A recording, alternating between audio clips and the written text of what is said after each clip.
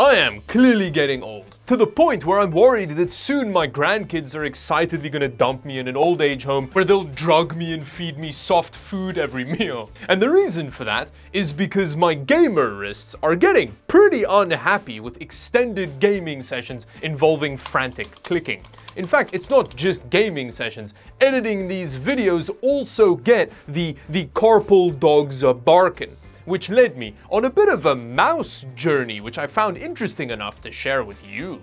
Ooh. But first, today's video sponsor. While building an RGB gaming system, you ever find yourself in this position? Well, Corsair's new IQ Link MacGuffins can help. Being able to daisy chain all of your RGB and fans together with a single cable run makes life so much easier. I recently swapped a bunch of IQ Link fans into a test system and had a great time not getting tangled in RGB fans like King Kong in a substation. Whoa, look at those trouser tightening results. So if you want a great looking, easy to use premium RGB solution, check out IQ Link using the link in the video description.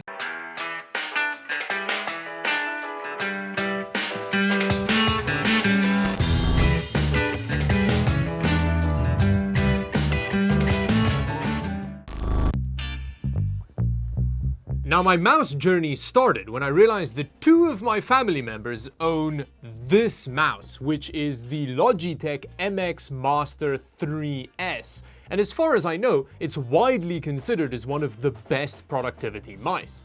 And interacting with it, I was intrigued enough to go out and buy my own one, and it's fine. It's what I'd call a high-end example of mouse. It feels well made, it's comfortable, and it does mouse things well, but nothing about using it got me aroused in any way. Having said that, I do like this very well dampened side scroll wheel, which is kind of fun to use in Photoshop. Now, what I don't love about it, which may be a bit of a lame gripe, but the main scroll wheel, as you can hear here,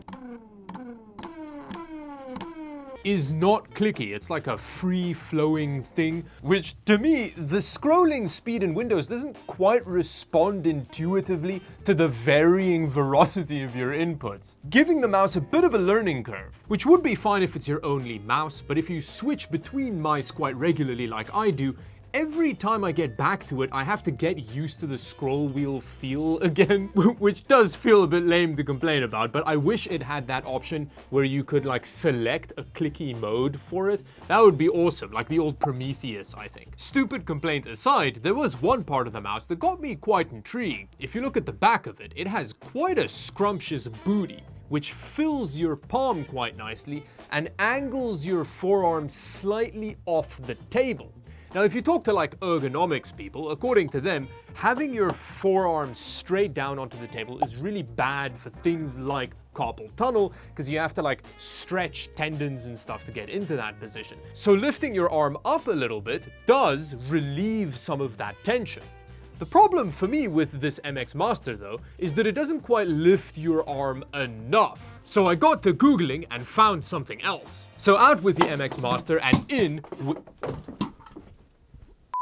this mouse, which is the Logi Lift. It's a very odd looking device, but aside from some issues I have with it, which we'll address in a second, this is by far the most comfortable mouse I've ever used, at least once you get used to the shape.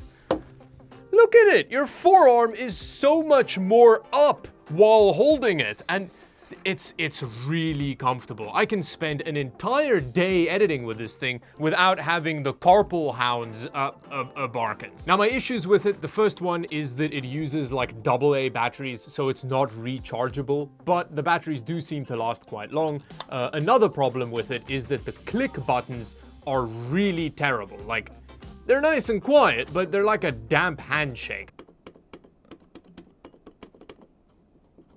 And the other thing is, as you can tell from the complete lack of RGB on this mouse, it is very much not a gaming mouse. I did try and use it for gaming a little bit, and it just felt very awkward. It was difficult for me to like accurately click on things quickly. But that's very anecdotal, so I decided to try and find a way to get a little bit more empirical data on how much worse this is to game with than an actual ergonomically terrible normal gaming mouse.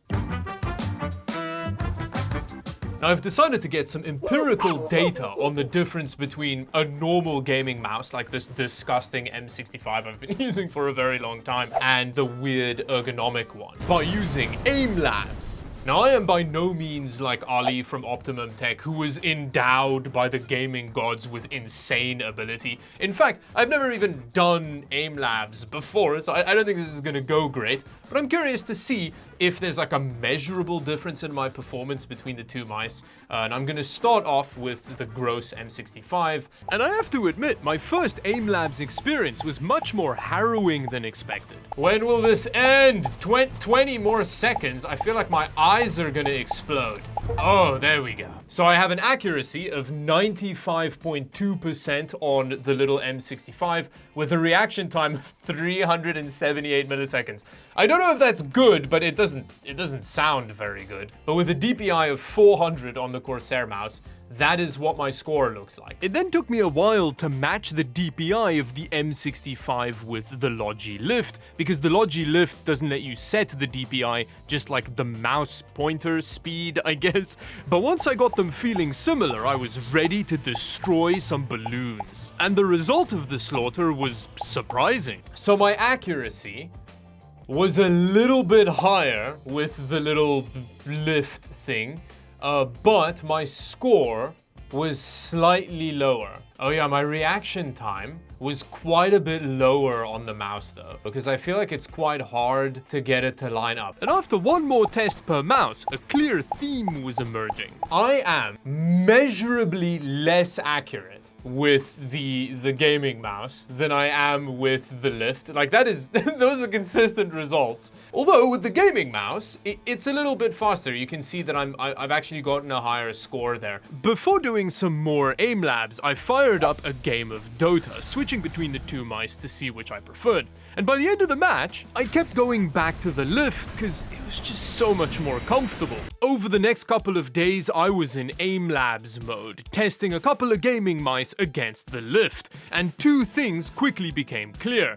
One, if anything, I was getting worse at Aimlabs, and two, I was consistently more accurate with the lift, but slower. And after a bunch of Aimlabs, I felt like a big reason for the geriatric scores on the lift was because its feet provided too much resistance on the mousepad. The lift feels real grippy compared to its gaming counterparts. So I decided to do a small mod to the lift to try and bridge that gap in speed.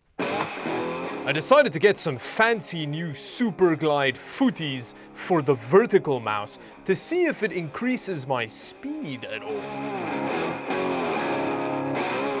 Oh, they're so tiny. So I think I'm gonna stick them on the existing feet? I'm not sure. Does this look like something that isn't really stupid? I mean, maybe it feels a little bit better. But as is usually the case, I immediately ran into a problem.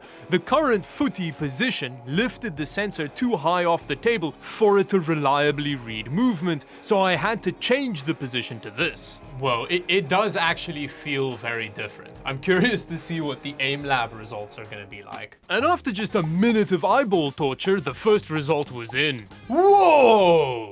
Okay, so I have lost a bit of accuracy, but look at my score! Although moving back over to the M65 did show that maybe I was having a good day. Okay, so we do have that accuracy difference between the two mice, but the scores are closer now, and the wrist pain difference is very big. But when I moved back over to the lift, I was surprised at how confidence-inspiring that mouse had become in Aimlabs. Oh! The feet made a big difference, actually. So with the glass feet applied, not only was I still more accurate with the lift, now I was also faster with it than the gaming mouse. Now don't get me wrong, it took quite a bit of getting used to, but I'm really starting to warm to the idea of a vertical gaming mouse. Maybe if Logitech releases a lightweight version of the lift with a hero sensor in it and a rechargeable battery, it could be a god-tier gaming peripheral. With that, let me know in the comments down below what experience you've had with vertical mice and if you think this is a cockamamie idea. Subscribe, and until the next video,